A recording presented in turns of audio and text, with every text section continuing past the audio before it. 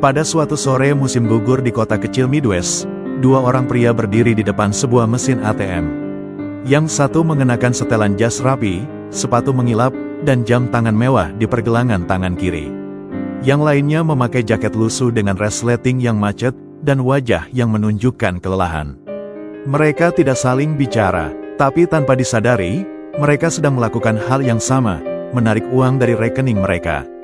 Namun, alasan mereka berdiri di sana, cara mereka memandang uang yang keluar dari mesin itu, dan bagaimana mereka akan menggunakannya, tidak bisa lebih berbeda. Yang satu menarik uang untuk membayar tagihan kartu kredit dengan bunga 20%. Yang lain untuk memberikan uang saku pada cucunya setelah berhasil menyelesaikan minggu pertama sekolah. Satu melihat uang sebagai alat untuk mengejar ketertinggalan. Satu lagi melihat uang sebagai jaminan agar keluarganya tidak pernah mengalami ketertinggalan. Inilah kenyataan dasar tentang uang yang sering dilupakan oleh banyak orang. Tak seorang pun benar-benar waras atau gila dalam mengelola uang. Kita semua hanya berjalan dalam dunia keuangan berdasarkan pengalaman pribadi, rasa takut, luka batin, impian, atau trauma. Pengalaman pribadi, fondasi tak terlihat dari keputusan keuangan. Pernahkah kamu bertanya, mengapa seseorang rela mengambil risiko besar dalam investasi, sementara orang lain lebih suka menyimpan uang tunai di bawah kasur?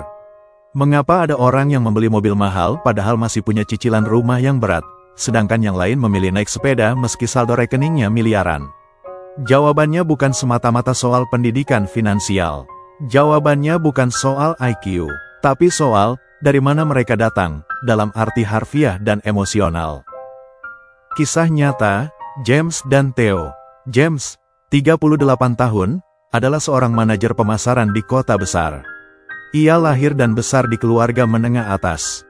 Ayahnya seorang insinyur di perusahaan energi, ibunya guru biologi. Mereka melewati krisis 1998 dan 2008 tanpa dampak berarti. James tumbuh dalam stabilitas. Theo, 39 tahun, adalah pemilik toko alat tulis kecil. Ia lahir di pinggiran kota industri yang terpuruk setelah pabrik-pabrik tutup. Saat krisis 1998, keluarganya kehilangan rumah. Saat 2008, dia harus keluar kuliah karena biaya. James percaya bahwa saham adalah masa depan. Theo percaya bahwa uang tunai di tangan adalah satu-satunya jaminan keamanan. Keduanya tidak gila, keduanya hanya membentuk teori keuangan berdasarkan pengalaman hidup mereka. Waktu lahir sama dengan arah hidup. Kamu tidak memilih tahun berapa kamu lahir, tapi tahun itu mungkin adalah keputusan terpenting dalam kehidupan keuanganmu. Lahir pada tahun 1940. Kamu mengalami masa muda saat ekonomi Amerika pasca perang tumbuh pesat. Saham naik, perumahan murah, pendidikan terjangkau. Kamu mungkin percaya dunia ini adil. Lahir tahun 1980. Kamu tumbuh saat inflasi tinggi, pekerjaan langka, dan biaya kuliah melonjak. Kamu melihat orang-orang terjebak utang mahasiswa, pasar saham yang fluktuatif, dan resesi datang berkali-kali. Dunia bagimu penuh risiko. Inilah alasan kenapa grafik dan teori sering gagal menjelaskan perilaku finansial nyata. Grafik menunjukkan rata-rata, kehidupan menunjukkan ketidaksamaan. Data tidak menghapus trauma. Katakanlah data menunjukkan bahwa saham selalu pulih setelah krisis. Benar, tapi data tidak menghapus trauma dari seseorang yang kehilangan semua tabungannya saat krisis. Bayangkan seorang pria bernama Ali. Tahun 1997, ia membuka usaha travel kecil. Ia berhasil, ia mulai menabung dan berinvestasi. Tapi pada tahun 1998, krisis moneter menghancurkan segalanya. Rupiah anjlok, usahanya gulung tikar, sahamnya terjun bebas. Ia kembali ke titik nol. Sejak saat itu, setiap kali ia mendengar kata investasi, tubuhnya menegang. Ia menolak penawaran reksadana, saham, atau bahkan obligasi pemerintah. Ia menabung di bank biasa. Setidaknya saya tahu di mana uang saya berada, katanya. Banyak orang akan mengatakan Ali salah secara finansial. Tapi Ali tidak gila. Ia trauma, dan trauma tidak bisa dikalahkan dengan logika. Kasus Ronald Reagan vs Richard Fuscon, dunia terbalik. Morgan Housel menggambarkan dua sosok nyata yang hidupnya tampak seperti cerita fiksi. Ronald Reagan, Pekerja stasiun pengisian bahan bakar. Tidak kuliah, tidak punya latar belakang investasi. Hidup sederhana, tapi saat meninggal dunia, ia meninggalkan warisan 6 juta dolar kepada rumah sakit dan perpustakaan. Bagaimana caranya? Ia menabung sedikit demi sedikit. Membeli saham yang ia percayai. Tidak menjual saat panik. Tidak mengejar kesempatan cepat. Ia hanya sabar, konsisten, dan tidak tergoda oleh gaya hidup. Richard Fuscon, eksekutif Merrill Lynch, lulusan Harvard, tinggal di rumah mewah, pesta, koneksi bisnis. Tapi akhirnya bangkrut, kehabisan uang, menjual asetnya, hidup dalam hutang. Ia mengejar leverage tinggi, berinvestasi di aset berisiko, ingin cepat kaya, terlalu percaya diri, dan ketika pasar berbalik, ia tidak siap. Siapa yang terlihat pintar? Richard. Siapa yang ternyata benar-benar bijak? Ronald. Berapa banyak yang cukup? Sebuah pertanyaan pribadi. Salah satu pertanyaan paling penting yang jarang dijawab secara jujur adalah, berapa banyak uang yang cukup untukmu? Orang yang tak pernah mengalami kekurangan mungkin merasa uang bukan masalah besar. Tapi bagi seseorang yang pernah kelaparan, bahkan Rp10.000 bisa punya makna emosional besar.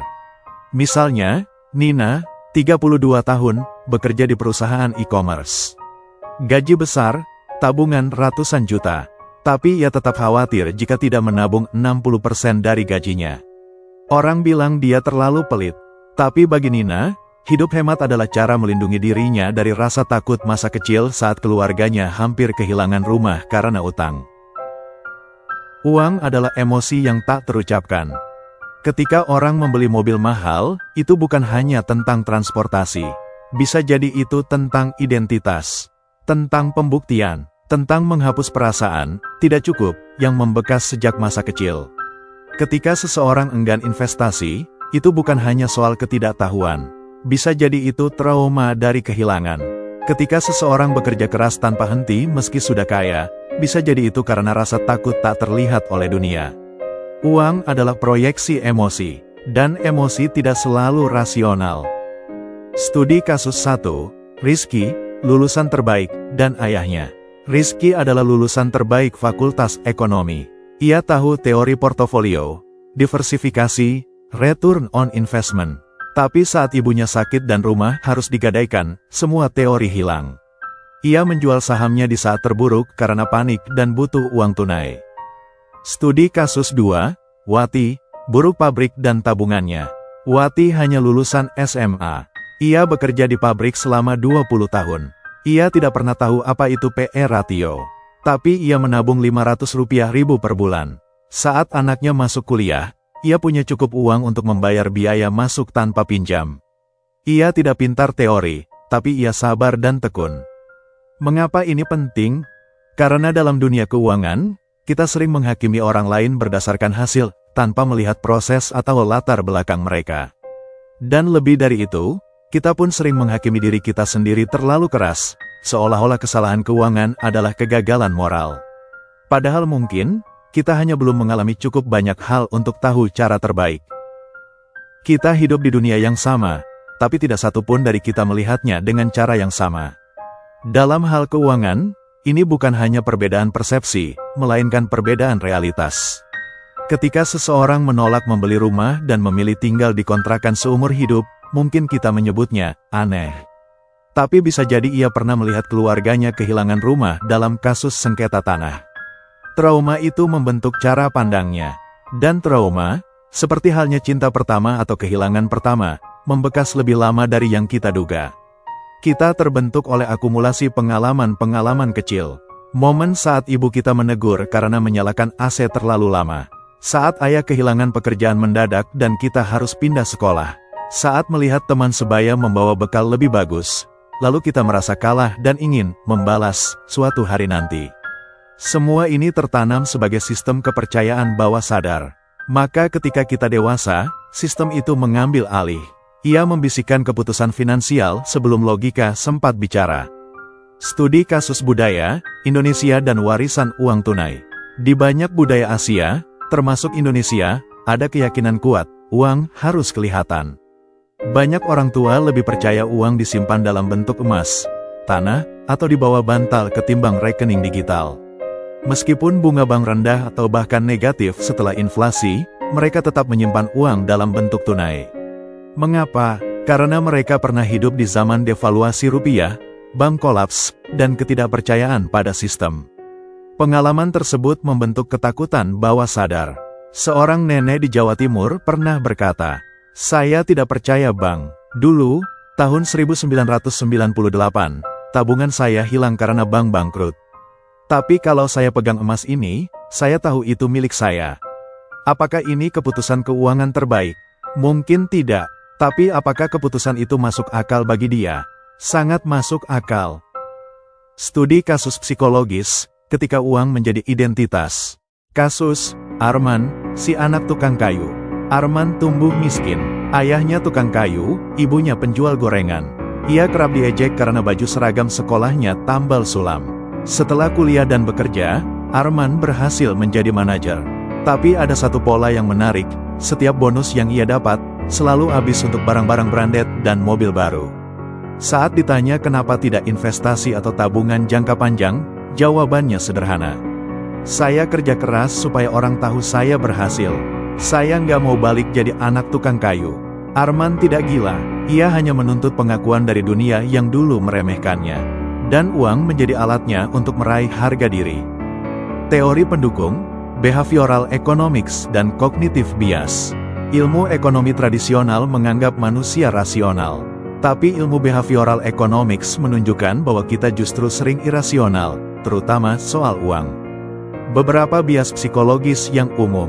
Recensi bias. Kita terlalu memberi bobot pada kejadian terakhir, misalnya baru rugi investasi, lalu takut selamanya. Confirmation bias. Kita hanya mencari informasi yang mendukung keyakinan kita. Loss aversion. Rasa sakit karena kehilangan uang 2 kali lebih kuat dari rasa senang saat mendapat uang yang sama jumlahnya. Contoh, jika kamu kehilangan 1 juta rupiah hari ini, perasaanmu akan jauh lebih buruk dibandingkan rasa senang saat diberi 1 juta rupiah secara cuma-cuma. Inilah alasan orang sering terlalu hati-hati atau terlalu panik. Paradoks modern, pengetahuan finansial tidak menjamin ketenangan finansial. Banyak orang tahu bahwa membeli barang konsumtif dengan kartu kredit berbunga tinggi bukan keputusan bijak. Tapi tetap dilakukan. Mengapa? Karena uang bukan sekadar logika. Uang adalah rasa aman, status sosial, pelarian emosional, dan kadang alat kompensasi luka batin yang tak selesai. Seorang psikolog keuangan menyimpulkan, sebagian besar orang tidak butuh kursus finansial. Mereka butuh terapi. Ilustrasi sinematik, 2 jalan pulang. Bayangkan adegan ini untuk naskah video dokumenter. Kamera mengikuti 2 orang pria pulang kerja di kota Jakarta. Satu melewati deretan rumah elit, masuk ke garasi yang penuh kendaraan mewah. Tapi wajahnya lelah, gelisah, karena tagihan menumpuk dan ia merasa terus dikejar standar sukses. Yang lain pulang ke rumah sederhana, menyapa anak-anaknya, mencatat pengeluaran harian di buku kecil. Wajahnya tenang, keduanya hidup dalam dunia yang sama. Tapi keduanya menjalani kisah keuangan yang sepenuhnya berbeda. Refleksi, kenali ceritamu sendiri. Kita semua punya cerita tentang uang, tapi tidak semua orang menyadarinya. Coba tanyakan pada diri sendiri, apa pengalaman pertamamu dengan uang? Siapa tokoh paling berpengaruh dalam cara kamu memandang uang? Apa keputusan finansial yang kamu ambil karena rasa takut? Apa hal yang ingin kamu buktikan lewat uang? Saat kamu mengenali narasi batinmu, kamu tidak lagi dikendalikan olehnya. Kamu mulai menyadari, saya bukan satu-satunya yang aneh soal uang. Ternyata, tak ada yang benar-benar waras. Tidak ada satupun dari kita yang sepenuhnya logis dalam soal uang. Kita semua hanya manusia, membawa beban masa lalu, harapan masa depan, dan ketakutan yang kadang tidak bisa dijelaskan. Uang bukan hanya angka, uang adalah cerita. Dan setiap orang menulis cerita itu berdasarkan bab-bab hidup yang hanya mereka sendiri yang baca. Kita harus lebih lembut pada orang lain, dan pada diri sendiri, dalam memahami keputusan-keputusan finansial. Karena di balik setiap angka, ada cerita. Dan di balik setiap cerita, ada luka, harapan, dan manusia.